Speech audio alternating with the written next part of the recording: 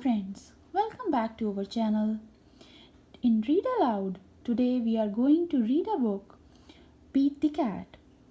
It's from 5-Minute Bedtime Stories by Kimberly and James, and today we are going to read chapter 2 from the book Pete the Cat.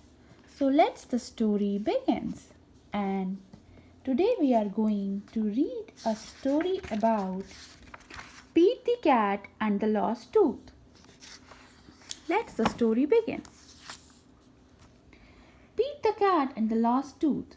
Oh no, Pete lost a tooth. What should he do? Pete shows the tooth to his mom. Put the tooth under your pillow, she says. The tooth fairy will come and give you money for it.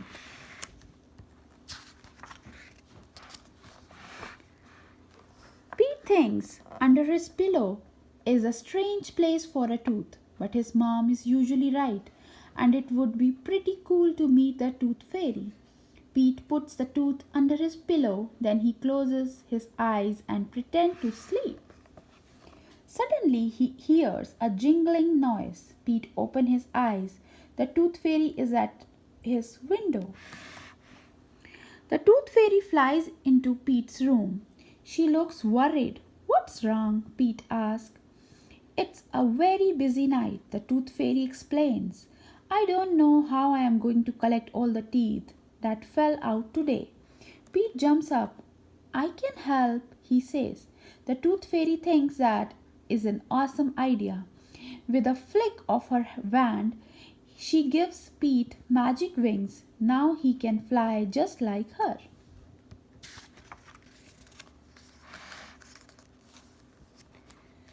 Pete loves his new wings. He zips around his room and does the loops in the air. Groovy, he shouts. Finally, Pete settles down, so he says, What do I have to do? The tooth fairy gives Pete a list of names. You need to visit each of these cool kids to get their teeth. Callie, alligator, goose. The tooth fairy gives Pete 2 bags. One is full of teeth and one is full of coins. Take the tooth and put it in this bag, she says. Then leave a coin from this bag under the pillow. Pete looks at the bag of teeth. It already looks full. How will I fit any more teeth in here? He asks. The tooth fairy smiles. Oh, I would not worry about that. Being a tooth fairy comes with a certain kind of magic. Far out, Pete says he is ready to go. Pete's first stop is Callie's house. He flies through the window and straight to her bed. Pete lifts up Callie's pillow. He takes her tooth and leaves behind a coin. Next up is Alligator's house. Pete finds Alligator's tooth. It is big and sharp. He pulls it out from under the pillow and puts a coin in its place. Then Pete sneaks back out the window. Pete smiles to himself. This job is easy. Pete's last stop is Goose. He flies inside and reaches under Goose's pillow. Oh, there is no tooth. Rock and roll forever. Goose. Pete looks next to Goose's drums. He looks in Goose's drawer. He even checks inside Goose's baseball mitt. The tooth is now where to found. Does Pete panic? No. He just keeps looking for the tooth. Just then, Goose wakes up. Goose, Pete cries. I have been looking everywhere for your lost tooth. Where is it? My tooth? Goose asks.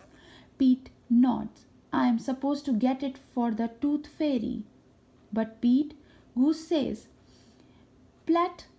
platypuses do not have teeth. Goose opens his mouth and shows Pete. See! Far out, Pete says, no teeth at all. Goose shrugs. Sorry, it would have been nice to join in the tooth fairy fun. Pete smiles. No worries, he says. He takes a coin from his bag and slips it under Goose's pillow. Thank you, says Goose. You are welcome, Pete says. Good night. Pete leaves Goose's room and heads home. On his way, he comes across the tooth fairy. All done, she asks. Did you have any trouble? Pete shakes his head and holds out the two bags. Nope, everything went great. That was awesome. Thanks, Pete, the tooth fairy says. She takes the bags. I should be getting to my next house. As Pete makes his way home, he thinks about Goose. Not everyone is the same, but being kind is always cool. That sounds like the perfect title for his next song, Pete the Cat. And the story ends. Hope you enjoyed the story from Pete the Cat, and we will soon meet with the next